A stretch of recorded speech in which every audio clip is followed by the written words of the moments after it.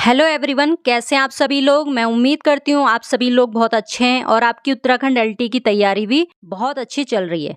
दोस्तों, फाइनली 2.5 साल का इंतजार खत्म हुआ और कल यानी 14 तारीख को यूके ट्रिपल एससी ने अपनी वेबसाइट पर एलटी का विज्ञापन रिलीज कर दिया है। 1544 पोस्ट पे ये एलटी का विज्ञापन आया है। 1544 टोटल पोस्टें हैं गढ़वाल और कुमाऊं को मिला करके, ठीक है। लेकिन अब यहाँ पर दिक्कत क्या हो रही है? दिक्कत सबसे बड़ी है सिलेबस को लेकर के, क्योंकि सिलेबस भी चेंज हुआ है। मेन जो आज का हमारा टॉपिक है वो है उत्तराखंड एलटी एसएसटी का कंप्लीट सिलेबस डिस्कशन। तो चलिए बात करते हैं। देखिए, अभी भी 100 मार्क्स का पेपर है, लेकिन अब इस 100 मार्क्स को 2 पार्ट में डिवाइड कर दिया है इन्होंने। पार्ट 1 की यदि बात करें तो इसमें इन्होंने रीजनिंग, चाइल्ड पेडागोजी और जीके को रखा है। और जो पार्ट 2 है दोस्तों, इसमें इन्होंने सब्जेक्ट को रखा है। 50 मार्क्स का आपका पार्ट 1 है और 50 मार्क्स का आपका पार्ट 2 है, यानी कि 100 मार्क्स का पूरा पेपर है। आज की इस वीडियो के अंदर हम पार्ट 2 यानी सब्जेक्ट का सिलेबस डिस्कस करने वाले हैं। तो चलिए स्टार्ट कर रहे हैं हम। सबसे पहले हमारे सामने है ज्योग्राफी का सिलेबस, विश्व का भूगोल। अब बात करें पहले के सिलेबस में, तो पहले का सिलेबस जैसा था वैसा ही है, उसमें चेंजेस नहीं आए हैं। पृथ्वी और उसका सौरमंडल ये पहले भी था।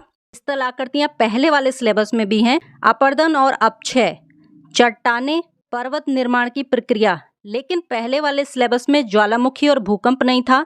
वायुमंडल की संरचना थी, वायुमंडलीय दाब भी था, चक्रवात था, लेकिन वर्षण और हवाएं, जलवायु वर्गीकरण नहीं था, संसाधन प्रदेश नहीं थे, जलवायु परिवर्तन और वैश्विक तापन ये था, समुद्री धाराएं भी थी, ज्वार भाटा भी था, तापमान और लवणता ये नहीं था, मिट्टियां भी नहीं थी, जैव विविधता हॉटस्पॉट ये सारा नया जोड़ा गया है। ये पहले वाले सिलेबस में नहीं था।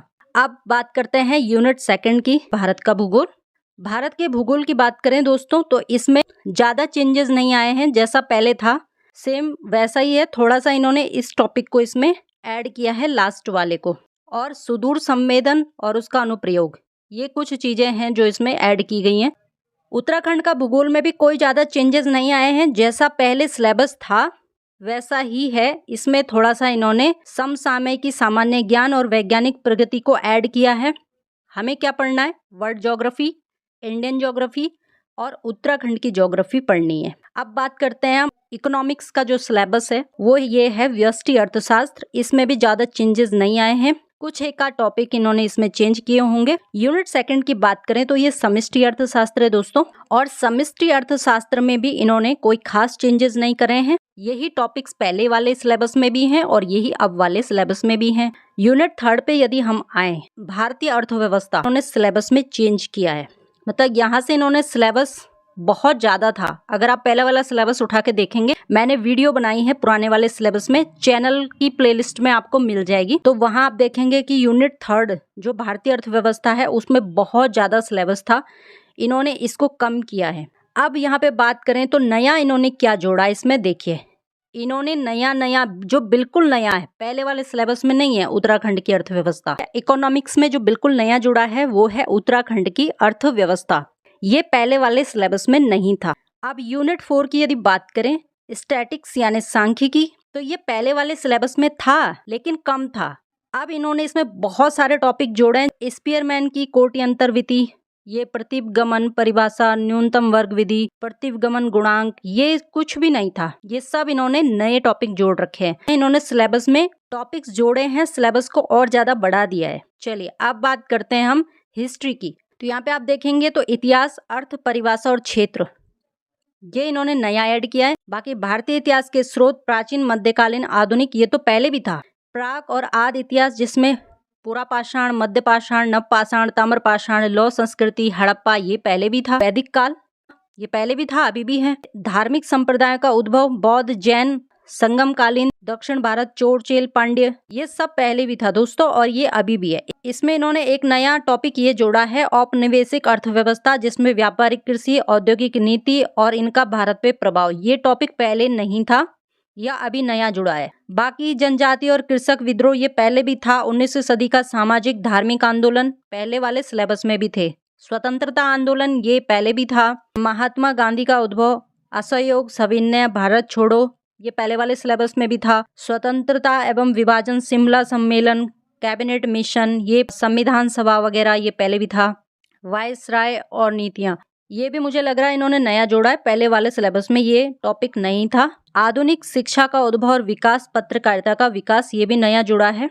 आधुनिक विश्व का इतिहास, पहले हमारे पास वर्ल्ड हिस्ट्री नहीं थी, अब ये जोड़ दी है इन्होंने वर्ल्ड हिस्ट्री। ठीक है, चलिए अब बात करेंगे हम पॉलिटिकल साइंस का सिलेबस। यदि हम देखें यहाँ पे इसमें क्या क्या चेंजेस आए हैं, इसमें राज्य, राष्ट्र और नागरिक समाज, परिभाषा और तत्व, व्यवहारवाद और उत्तर व्यवहारवाद, संप्रभुता, शक्ति, सत्ता, औचित्यपूर्णता, परिभाषा एवं मुख्य विशेषताएं, अवधारणाएं, स्वतंत्रता, समानता, न्याय, अधिकार और प्रजातंत्र, ये पहले वाले सिलेबस में भी है, ये अभी भी है। दूसरा बात करें यूनिट 2, तुलनात्मक राजनीति, शासन के प्रकार, संसदात्मक और अध्यक्षात्मक शासन, एकात्मक और संघात्मक, ब्रिटेन और अमेरिका के संदर्भ में, ये पहले वाले सिलेबस में भी है। दबाव व्यवस्था और दबाव समूह, ये पहले वाले सिलेबस में भी है। यूनिट 3 की बात करें तो इसमें राजनीतिक विचारक और विचारधाराएं, जैसे इसमें पहले था हमारे पास प्लेटो, अरस्तु, लेकिन अब इन्होंने मैकियावेली को यहाँ पे ऐड कर दिया है। भारतीय राजनीतिक विचारक में कौटिल्य, गांधी, अंबेडकर पहले भी सिलेबस में था। राजनीतिक विचारधाराओं की बात करें, उदारवाद, समाजवाद, मार्क्सवाद, नारीवाद, पर्यावरणवाद, ये पहले भी था। यूनिट 4 की यदि बात करें तो अंतरराष्ट्रीय राजनीति और संगठन, इसमें अगर हम बात करें दोस्तों तो इसमें संयुक्त राष्ट्र संघ, मुख्य अंग और उसके कार्य, ये पहले भी सिलेबस में था। मानवाधिकार, आतंकवाद, वैश्वीकरण, गुटनिरपेक्ष और निशस्त्रीकरण, ये पहले भी था। दक्षिण एशियाई क्षेत्रीय सहयोग संगठन, सार्क, पहले भी था, लेकिन G20 नहीं था, इसको नया ऐड किया है इन्होंने सिलेबस में। यूनिट 5 लोक प्रशासन, दोस्तों ये नया ऐड किया गया है, पहले वाले सिलेबस में ये नहीं था। अब इसमें आपको क्या पढ़ना है, लोक प्रशासन, नवीन लोक प्रशासन, विकास प्रशासन और लोक नीति, ई प्रशासन, सुशासन एवं नागरिक अधिकार पत्र, भारत में नौकरशाही, बजट और बजट प्रक्रिया, तो ये इन्होंने कुछ नए टॉपिक्स इसमें इंक्लूड किए हैं। यूनिट 6 देखें आप यहाँ पे, तो यहाँ पर इन्होंने भारतीय संविधान का निर्माण और स्रोत, भारतीय संविधान की मुख्य विशेषताएं, प्रस्तावना, इसमें नया इन्होंने ऐड करा है राज्य व्यवस्था, जिसमें राज्यपाल, मुख्यमंत्री, मंत्रिमंडल और उच्च न्यायालय, ये नहीं था पहले वाले सिलेबस में, ये इसमें ऐड हुआ है। चुनाव आयोग पहले भी था, संघीय व्यवस्था पहले भी थी, मौलिक अधिकार और ये सब था। उत्तराखंड की यदि हम बात करें तो उत्तराखंड के सिलेबस में सिर्फ पहले पंचायती राज था, लेकिन अब आपदा प्रबंधन नीति और पर्यावरण नीति को भी इन्होंने ऐड किया है यहाँ पे। तो ये था दोस्तों SST का सिलेबस कंप्लीट, जो इस समय आयोग ने चेंज किया है। तो अब आप देख लीजिए, और ये जो सब्जेक्ट है ये अब 70 नंबर का ना आके 50 नंबर का आएगा, आपको 50 नंबर में सब्जेक्ट को करना है। तो दोस्तों ये था हमारा उत्तराखंड LT SST का सिलेबस, जो UKSSC ने अपनी वेबसाइट पे डाला है। ठीक है, और ये नया सिलेबस है, अब आपको इसी के अकॉर्डिंग तैयारी करनी है अपनी। ये 50 मार्क्स में पूछा जाएगा, ये आपको ध्यान रखना है। पहले 70 मार्क्स थे, लेकिन अब 50 मार्क्स का आपका सब्जेक्ट आए। बस आप चैनल के साथ जुड़े रहें, आपको वीडियोस मिलती रहेंगी, आप ईमानदारी से और पूरी लगन और मेहनत के साथ अपनी तैयारी करते रहें। तो चलिए मिलते हैं अगली वाली वीडियो में, तब तक के लिए बहुत बहुत धन्यवाद।